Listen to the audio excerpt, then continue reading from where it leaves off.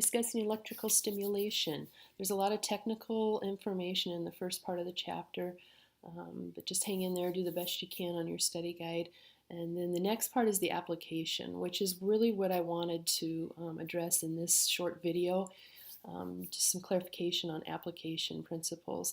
Electrical stimulation is used primarily for two reasons. One is to control pain, and we'll do that through two different sets of parameters. One is called a sensory level, or high rate tens, same thing, or motor level pain control, or low rate tens. Again, two separate groupings of parameters that you'll use to control pain. And then the second use is to get a muscle to contract.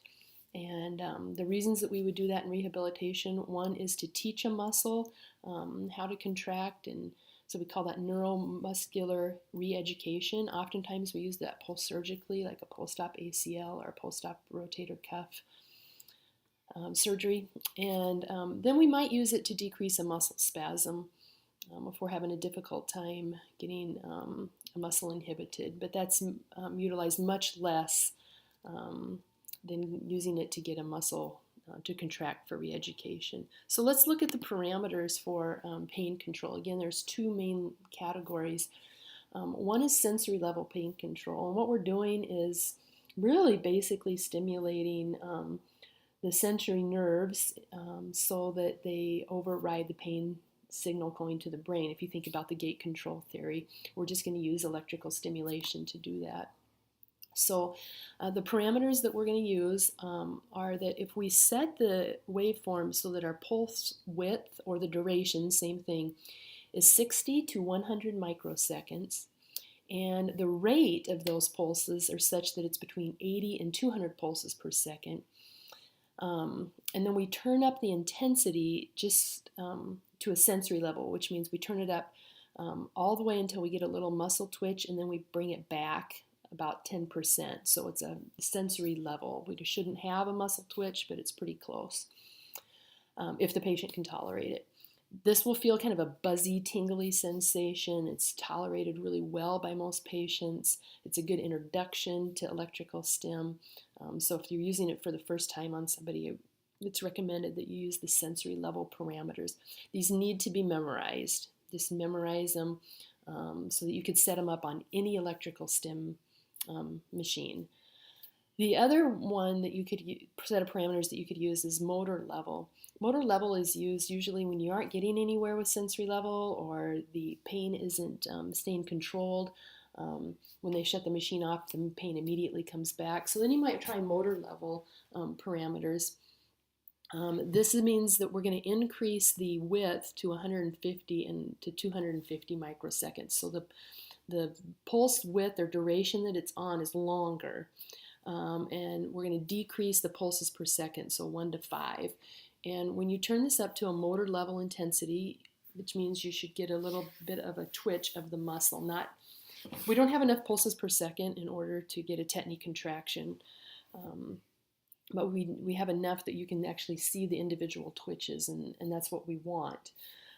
This tends to cause release of a few of the opiates in our body, and so the pain control might last a little bit longer.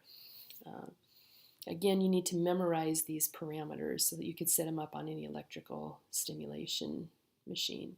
The second reason that we would use electric stim is to get a muscle to contract, and we do that by stimulating nerves. We aren't really stimulating muscle fiber.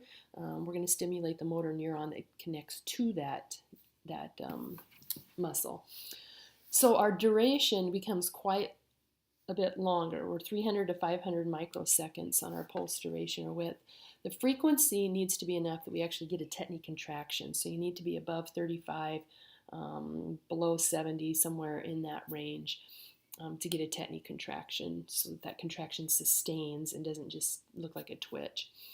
On these parameters, you can set a duty cycle, so maybe the contraction is on for 10 seconds and off for 10 seconds, or whatever you want, but it's going to be based on what you need. Typically, when you start somebody on learning how to contract a muscle, you'll have the muscle stimulated for maybe 10 seconds, and then it's off for 10 seconds. It's really a low intensity contraction They're helping the contraction, so you should instruct them when you feel the electrical stim, you need to try to help contract that muscle with the estim. Sometimes muscle contractions are used in higher level strength and training. This is where the term Russian stim came about, when they were using this in Russia with Olympic athletes, and they would hook electrodes up onto muscles and they would stimulate them. Really a strong muscle contraction, so strong that they would hold the contraction maybe for 10 seconds, and then it would be so intense that they needed another 50 seconds to relax. So they would have a duty cycle of 10 to 50. So that's kind of what we mean by varying the duty cycles. Typically, though, it's a 10 to 10 when we're working in rehabilitation. The last point I wanted to make is in regards to interferential current, just because I don't know that it's made real well in the reading. Interferential current is 2 medium frequency currents, and this is the one where we do quad polar, where the channels are actually crossed over the area. So make sure that the channels are crisscrossed. They have a slightly different frequency, and so they interfere. That's called interferential, is why.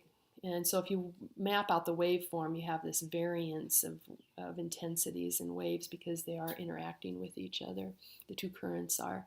IFC is used almost always for pain control, and sensory level is usually the parameters that we set into this. So just wanted to make that point. Hopefully that's a little bit more clear with this, with the readings in the book.